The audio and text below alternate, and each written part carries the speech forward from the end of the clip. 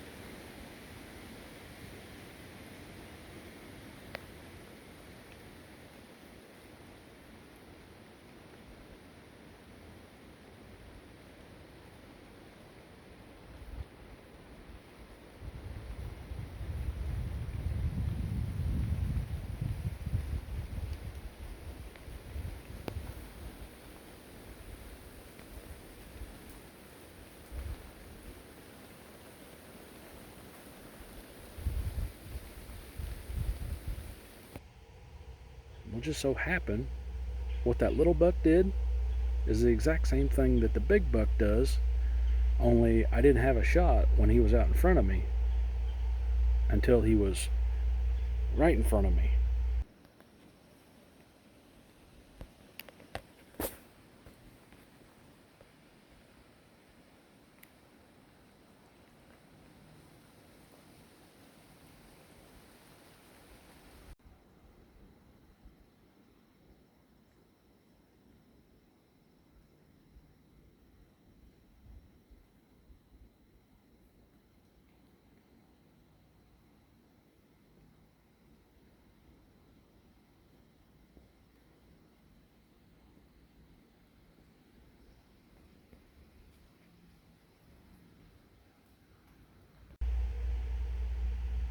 And it was either shoot or let him go. Well, I done decided. I'm like, if I can make it happen, he's going home. If I can make it happen, yep, that's good enough. Let's go right now. I blacked out. I don't know if he took a step while I was trying to squint and a peep, facing straight down, or if he just lunged exactly when the bow went off. I heard nothing. You guys will see in this video, I'm shooting a actually my wife's bow, a 2013 Matthews Z7X Extreme, okay, at 60 pounds, 28.5 inches, shooting 650 grains, and I might as well shot my bow into a hay bale. It was just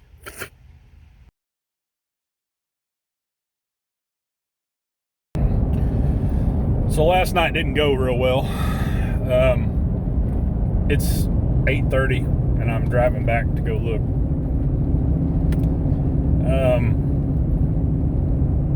Long story short, because I get a little winded,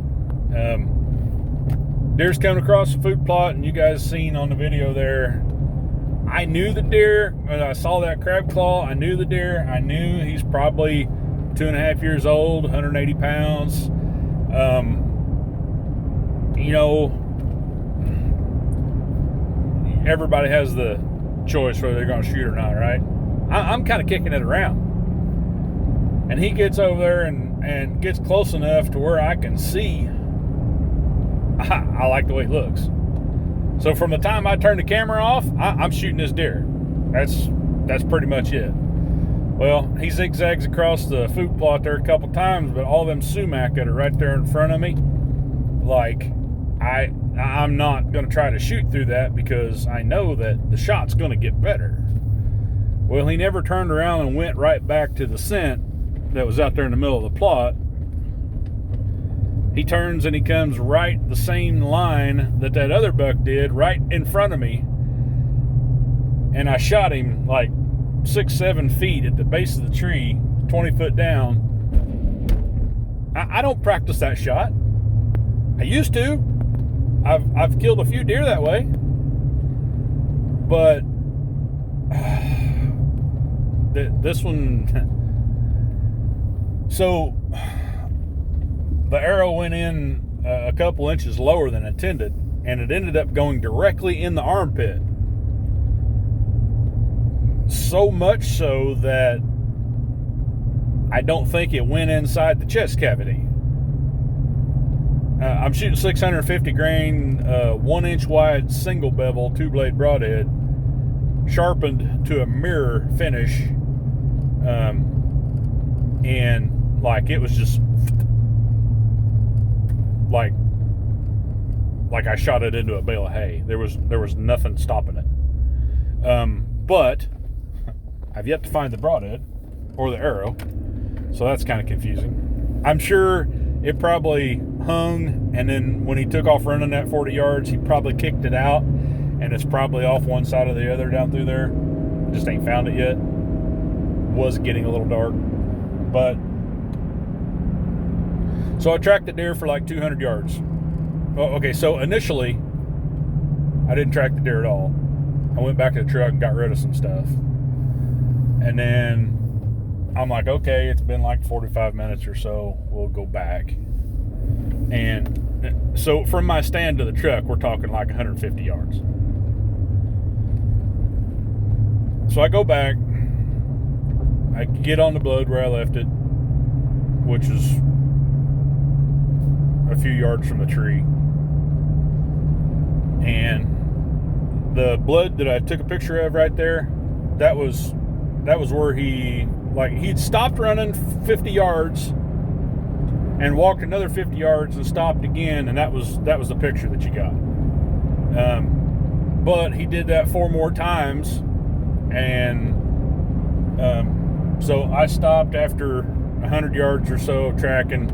I'm like, I better give him more time because I don't think it's inside the chest cavity. There's not enough bubbles and it's bright red, which means artery blood. So waited another hour and a half or so, and Amy come and brought some more flashlights to help me. Tracked the deer for another 125 yards, and he'd crossed a couple ditches, crossed a couple logs. Nothing changed. It was the same drip, drip, drip, splatter, drip, drip, drip, splatter. Like you could walk it with a flashlight. You could walk it. It wasn't a hard blood trail, but it wasn't bubbles, and it wasn't, a meandering deal. He was just walking. So after 200 yards, I said, nope, we are not in the goodies. We better stop. So it's been 15 hours since I shot this deer. I don't know if I'm gonna find him or not. The good thing that I think it stopped raining, or it didn't rain anymore last night. The road that I'm driving on right now is dry. The clouds have burned off, and here within a half hour or so, the sun's going to be up high enough where it's going to be shining on the floor of the woods over there pretty good. So, if that blood trail's still there, I think I got a good chance of finding him, unless he laid down and got it to close up. But I will say, okay, ranch fairy stuff, I will say that any other broadhead or any other type of broadhead, a jagged cut, I would have been seeing clumps and would have been seeing that blood start to, what's the word I'm looking for here? Close up. What's the word? Damn it. Clot. Okay? There was no clotting in the blood that I seen, even when he stopped. And just like the picture you got, but all of them were like that. There was no clotting. He was just standing in one spot, and blood was dripping off his brisket, a foot long and 6 inches wide. And it wasn't jelly. It wasn't like, it was just straight blood. So having a sharp broadhead is apparently, up until this point, I didn't know what a sharp broadhead was. Anyway, that's enough chit chat. I'm almost to the woods. I'll be back in a second. Oh my God.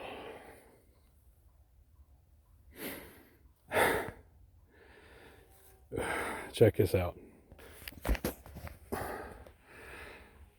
I stopped tracking blood right over there. And right there's my buck. I knew I was coming into this little thick bowl, and I knew that was going to be a bedding area. I was literally 20 yards from him. When I decide I'm going to shoot something, the more excited I get, and then the more it's like, okay, you've been doing this all year. All right, get it together. All right, now it's haircut right here. Here comes a shot. Here comes a shot. Make it. I can't hold myself together like that. And then once I do shoot, it usually happens so fast. I'm either thinking good hit or bad hit, good hit or bad hit. Well, the way my mind works, everything's a bad hit if it wasn't perfect. So, I'm killing myself already. I'm like, man, you screwed that up. You messed up. You didn't do it right. What? Okay, so you're back. My subscribes numbers haven't went up any because I can see you still not subscribed yet. You like that content, but you... okay, all right, good enough. So here's what I was shooting. This is a 2.7 to 1 inch wide Steel Force traditional series. It's 420 stainless steel, all right, with a 22 degree single bevel. Focus, camera, focus. All right, great looking broadhead, and it flies exceptional. Structurally wise, it's above average because the blades are, I forget now, 0.6 something or 0.8, pretty thick. All right, you can see on that 22 degree single bevel there is a lot of surface area, meaning there's a lot of twist there. But you can see on this other what happened and where it broke. Okay, it broke right there at the base of the outsert. All right, this meaning an outsert, meaning all of the broadhead is screwed into this part, and what goes in here is actually a little stem that was on the insert. Okay, see that? See that little metal piece right there? It just sheared off and broke. And this being a 300 spine 166 Predator from Carbon Express, very nice and stiff, and allowed me to transfer that energy into that animal. I would not shoot anything under a 300 spine from Carbon Express, and they only make like a few arrows that are that stiff. Alright guys, so I'll try to do this as least as gruesome as possible, but you can see here is my entrance hole. Alright, 1 inch wide, nice little hole. Alright, but shot placement wise, okay, we're hanging, so this leg would have actually been up here standing down. You see where the armpit is. Alright, so that elbow would have been right here, but you need to come around to the angle that I was hunting at to be able to appreciate what I saw when I shot. So if the elbow is here, like my 2 knuckles, all right, I put that broadhead in right above it, right where I had planned. The problem is, given this angle, I'm at the back of the lungs, the very back of the lungs. The liver would have been right here. So given this angle, I should have been, stay over there, bud, so I can film this. You can see the front part of the shoulder right here, so that means the vital V was right there. My entrance hole should have been up here. Instead of, I'm way out to the edge of the deer, and I'm back. So I should have been up here. Okay, let's go inside. I'm getting ready to go inside. This is getting ready to be bloody, so if you've got an issue with that, go ahead and stop the video now. All right, 3, 2, 1, here we go. So we turn the lights on here. Can't turn the lights on there. I can turn the lights on there. So right here, there is my entrance. All right, straight through a rib and come over into the other one. All right, but that's right there. Exit is right here. All right, so here's our exit. See where, or cut the hide right there. So I stayed on this side of the animal the whole time. I really didn't cross the center.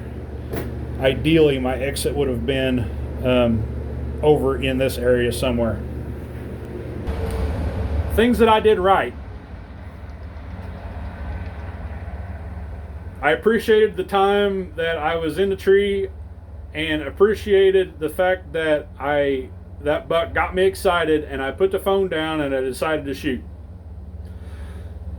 There will be people in this video say that, oh, I shouldn't have shot that deer. He's 2.5 years old. He needed 3 more years. Blah, blah, blah, blah, blah. Okay. I've been that guy. I agree. I've been that guy. I own no property. All right. I do this all year long, and I torment myself all year long. But when it comes down to it, don't forget why you went to the tree. Shot placement. No, I didn't do shot placement right. I got in a hurry.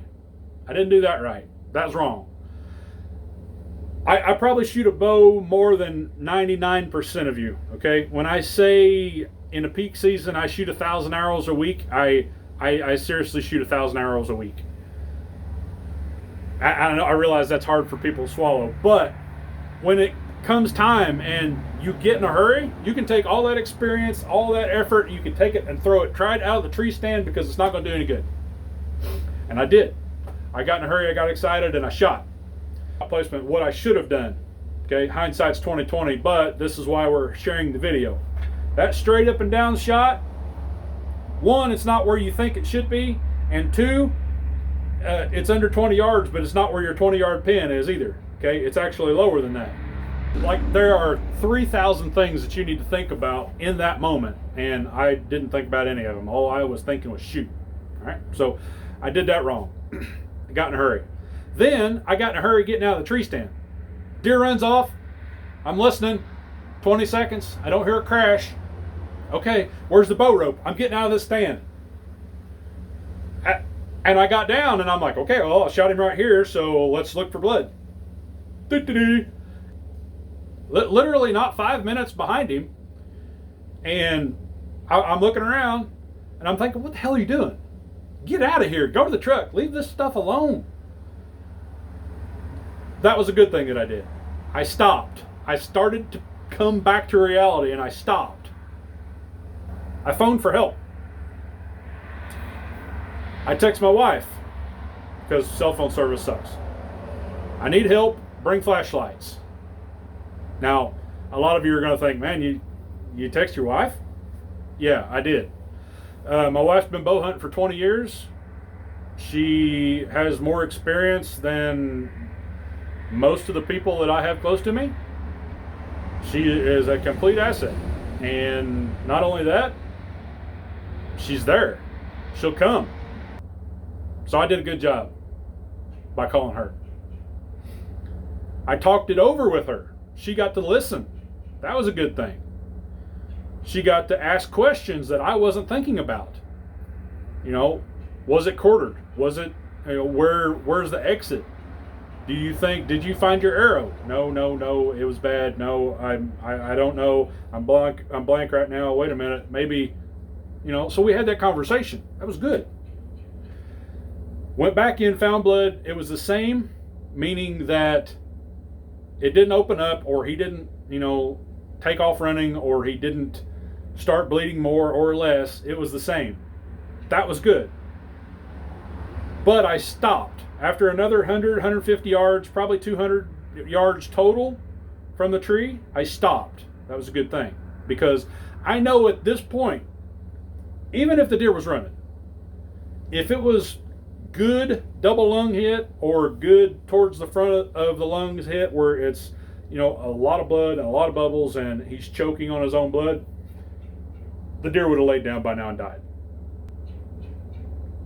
So at that point I stopped and I left, and I went from go to stop and think about what you're doing, give him an hour, to okay, now stop and leave, because it's not going to get any better and that deer needs time.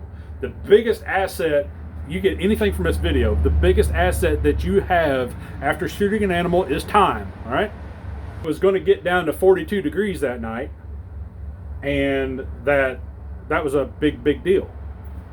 So I left, gave the deer all the time in the world, and I went back in broad daylight.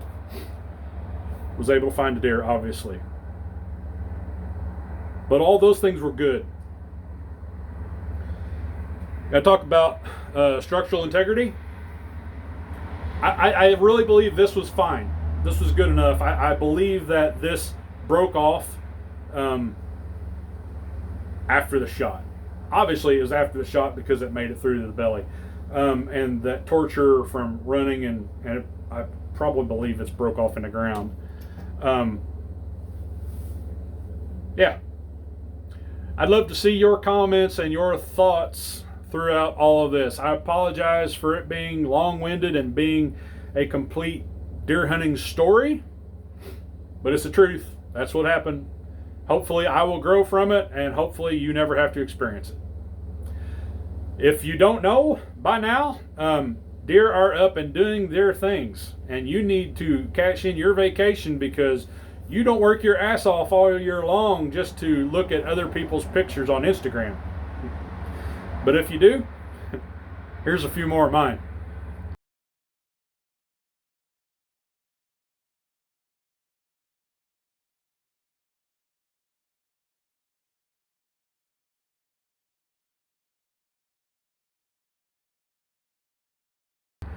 Y'all stay safe, shoot straight, shoot off, and don't forget to wear the personal flotation devices.